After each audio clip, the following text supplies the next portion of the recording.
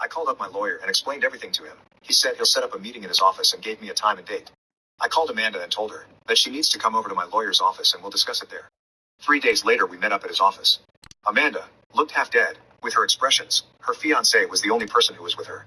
My lawyer set up the meeting with a camera to record the entire meeting. I asked him to mediate and I asked him to come with me.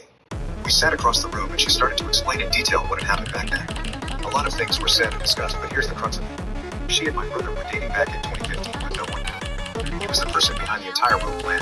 She went along because she really loved him and would do anything for him. He got a new phone and stole my profile pic from my WhatsApp number back then, and they used it to create the fake screenshots by chatting back and forth with Amanda. I went from crying to filled with rage. I can honestly say that if it wasn't for Kim, I might have been charged with assault. Kim was pretty furious and worked up as well, partially due to the pregnancy, and she tore Amanda a new one with her verbal lashes. Though my lawyer tried to maintain things civil, it was clear that Kim was pretty ticked off.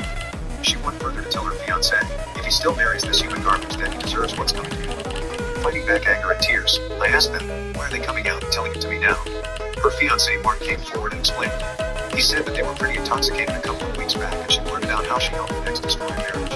That stuck with him, and after asking non-stop and pushing her, she finally came clean to him. It was then that he pushed her to own up to her mistakes if she wants peace in her life.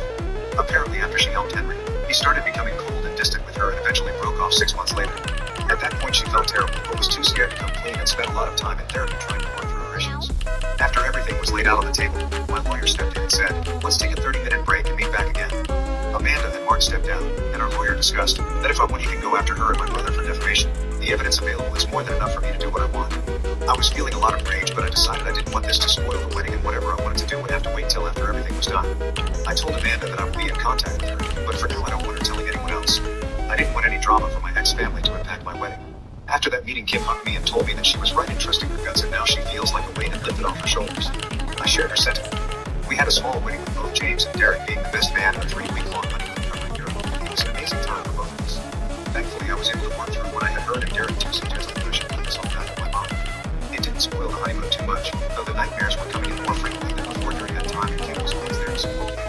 I also had a discussion with my therapist who told me that I would need to confront my ex-family sooner or later, if not for anything else, then for closure. After thinking a lot of it all that had happened, I decided to reach out to Amanda in July and told her what she needed to do. I told her that I would be taking legal action based on her statement, but if she wants to not be screwed financially, she needs to follow what I told her next. She needed to talk to Jenny alone and explain to her everything she told us back in the lawyer's office. She was crying while listening to me and told me that Mark left her. I told her that I wish I could feel sorry for her, but I don't. Then stated that karma hits everyone hard. It hits her, and now it's coming from my brother. Update 2. My brother framed me of rope 8 years ago, but the truth has finally been revealed. I got a call from an unknown number. When I picked it up, I could hear someone cry. I instantly